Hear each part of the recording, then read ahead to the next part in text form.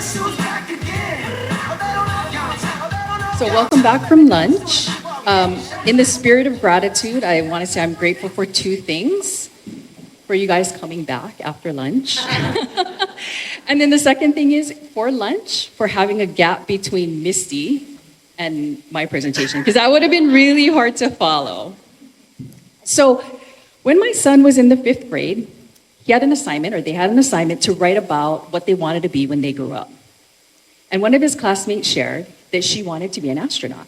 And his teacher said, realistically, no one in this class is going to become an astronaut. And the poor girl started crying. He shared that story because he was laughing about it, by the way.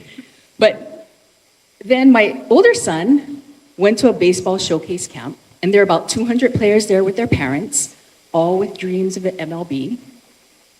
And the head coach opened up the camp with a speech, and he said, I want everybody to stand up and look around. He said, how many people do you think are going to make it to the MLB?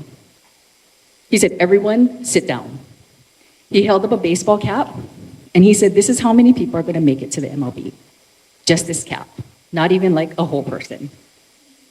So the odds of making it to the MLB are about 0.5%. About 1 in 200 high school seniors will be drafted into the MLB. And then the odds of becoming an astronaut are 0.08%, or about 1 in 12,000. So the odds are not good. And those seem like impossible dreams. But that's where the Big Island represents. Kolten Wong was at Hat. Ellison Onizuka was at Hat. But I'm not here to feed you false hope that any dream that you could dream of will absolutely come true. But what I can tell you is this. Every impossible dream starts with a goal. And every goal requires a plan. And that's what we're here to talk about today, is where your goal plans go wrong and how we can create a winning game plan instead. So, a winning game plan, there's a roadmap to it. There's 4 steps and acronyms, SPAR. I like acronyms for those of you who saw me last time. It stands for study, plan, adapt, and repeat. So let's start with the first step, which is study. It's to study you. And the problem is that we spend way too little time on this step. The most successful entrepreneurs, CEOs, professional athletes, they study 2 things. They study their will and their skill. How motivated am I to reach my goal? And what are the skills I need to build to become a master in my field? Now, will and skill are so important because they're the power and the fuel and the heart of intrinsic motivation. That's the kind of motivation that comes from inside you that doesn't require any external validation. And your will is tied to how deeply you're connected to your goal. We talked about a lot about this morning. What are your core values? Why do you do what you do? And how are those connected, or are they connected to your goal? So this guy, Yoel Roth, he was the head of security over at Twitter, and he was responsible for fighting misinformation and hate speech on the platform. And in doing so, he was targeted by some of the most vicious trolls on the internet, personally targeted. But he stayed through it all because he believed so deeply in the work his team was doing to promote a public conversation. And Steve Jobs once said, our people work 18-hour days because we all want to make a little dent in the universe and influence the future.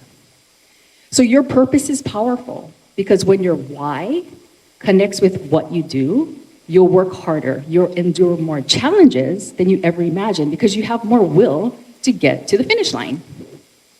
We talked a lot about that today. Now, skill. Skill or mastery. What are the skills you need to become a master in your field? So mastery is really continuously improving at something that matters. And it's really the result of hours and hours of deliberate practice or getting those reps in that are just beyond your comfort zone. Mastery begets motivation. And it's because when we work toward mastery, we build our competence and then our confidence. And to be honest, mastering something is just plain satisfying. Think about the millions of people who spend thousands of hours playing video games. to master one level to get to the next. It's because it's intrinsically rewarding. And we see this with the best athletes in the world. They're always looking for ways to up-level their game. Michael Jordan once said, if you push me towards something that you think is a weakness, I'm going to turn that weakness into a strength. So he is the GOAT, right? Possibly the greatest athlete of all time, still looking for ways to turn any possible little weakness into a strength. So the question is, if Michael Jordan isn't content to rest on his laurels, how comfortable are you resting on yours?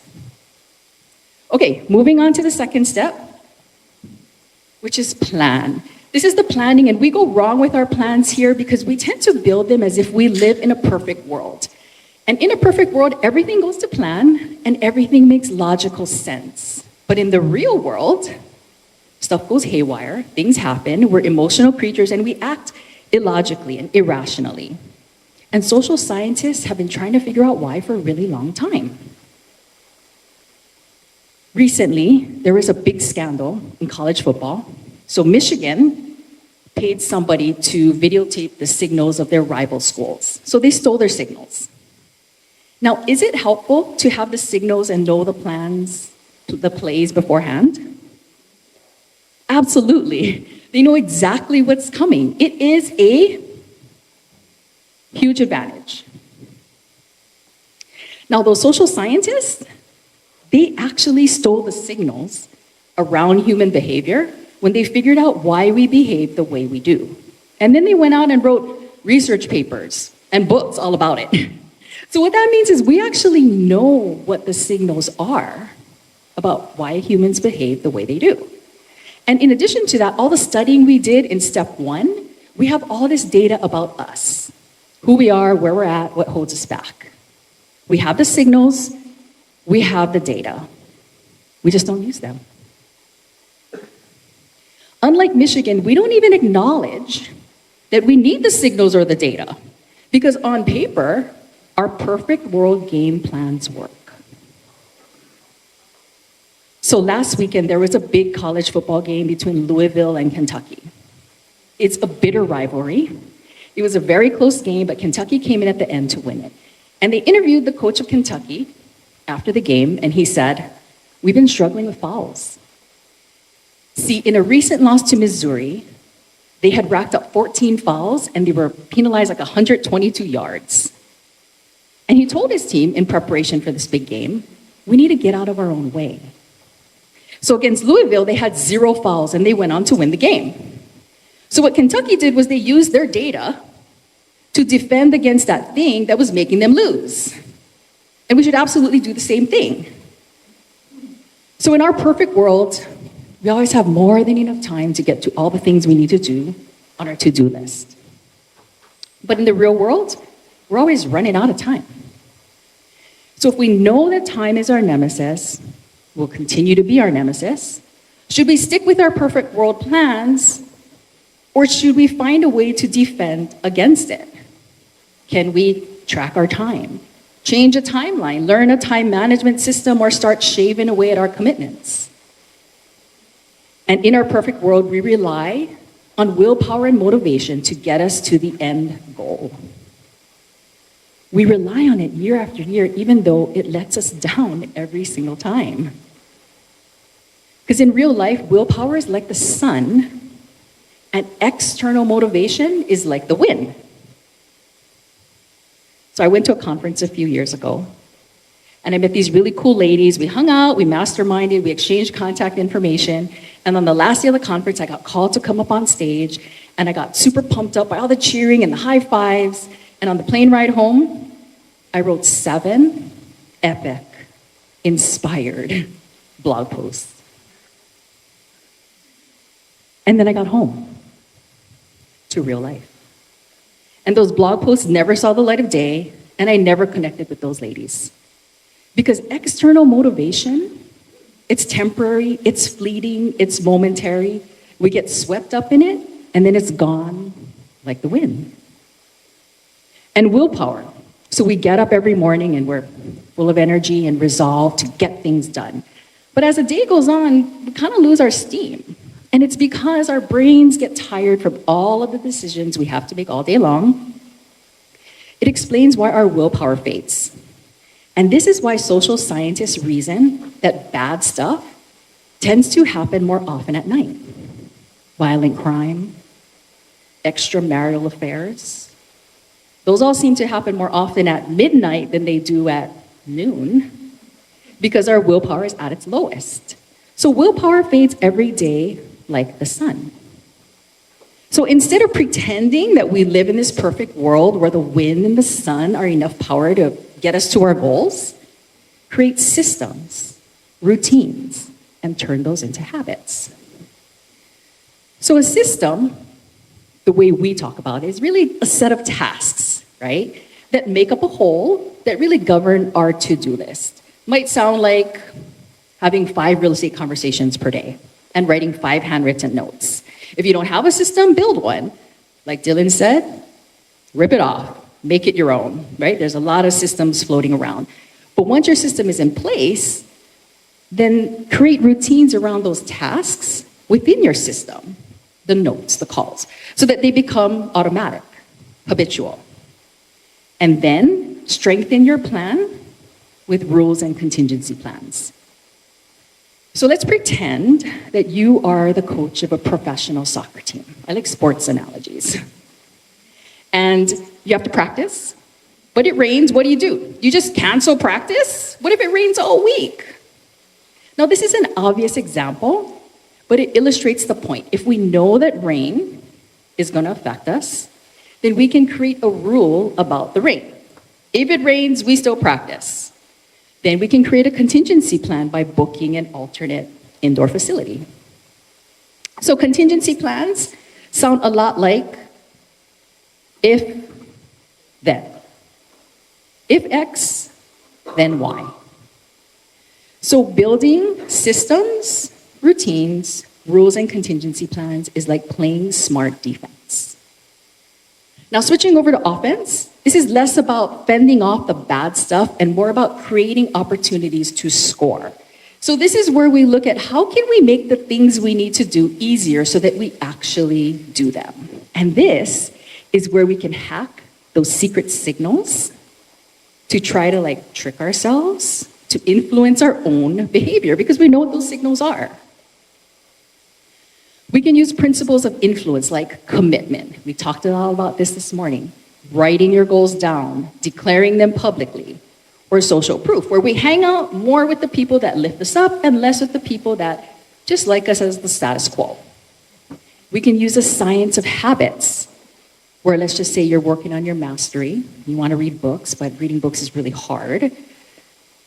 Make it small. Start with 1 page a day. Put your book in the middle of the bed.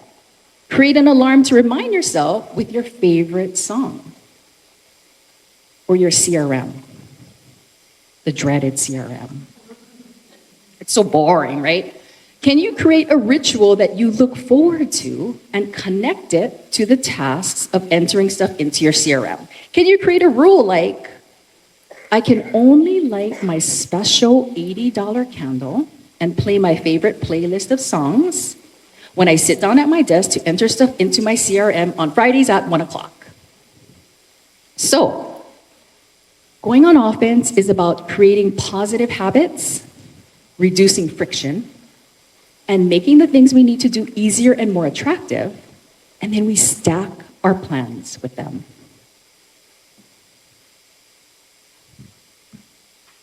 Okay, so we're moving on to the third step, which is adapt. This step is the step that frequently just goes completely missing in our process. We are really awesome at checking in on our progress. How many boxes did we check off our to-do list? But we rarely, if ever, look for opportunities to change, tweak, or improve our game plan.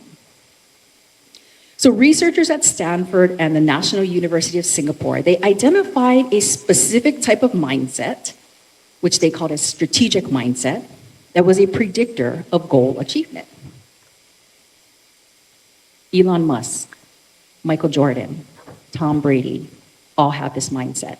And the key to this mindset is continuously monitoring your progress, but asking yourself 3 questions along the way. What can I do to help myself? How else can I do this? And is there a way to do this even better? And the answers to those questions inform what to do next. So Elon, MJ, Tom, they don't just hold on to their plan because they worked so hard on it at last week's game.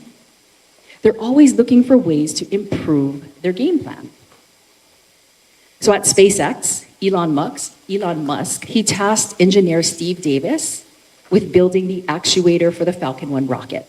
And Davis told him, it's going to cost $120,000 to build. And Elon told him, you got $5,000. And the build came in at $3,900. So how do you beat your original projection by 3,000%? It's only by asking, how else can I do this? And is there a way to do this even better? Tom Brady reportedly studied film 40 hours a week. And on the game, before games, he would gather up his team and he would make revisions to the formations, assignments, and he would provide everyone with a revised game plan.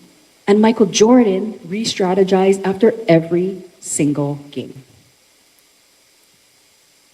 So the researchers said these successful people, they didn't just quit or blindly work harder when faced with a challenge. They asked themselves, how else can I approach this? What can I do differently? And is there a way to do it even better? So be flexible. Adapt your plan based on the answers to these 3 questions. Oh gosh, I forgot this is the Elon Musk slide. And then rinse and repeat.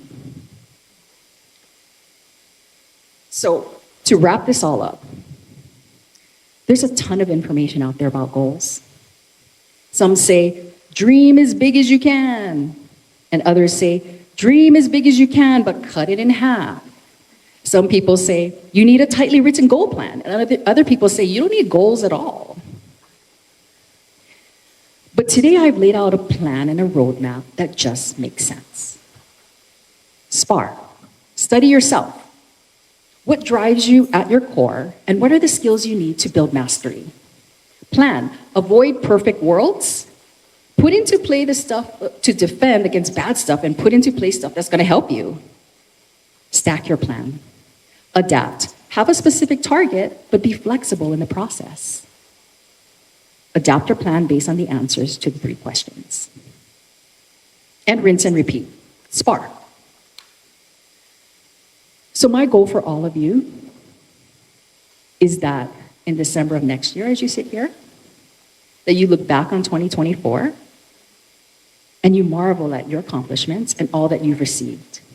Because your goal plan isn't just numbers or wishes on paper. It represents something much more, something meaningful, something real. So you've taken your parents on that vacation that you promised yourself you would. You've had breakfast with your kids every morning and made it to every field trip. And your home finally feels like home because you finished that remodel. So what is your equivalent of the MLB or becoming an astronaut? Because every impossible dream starts with a goal, and every goal requires a plan. So follow SPAR for your best year yet, or remain in your status quo and perfect world for more of the same. It's your choice. Aloha.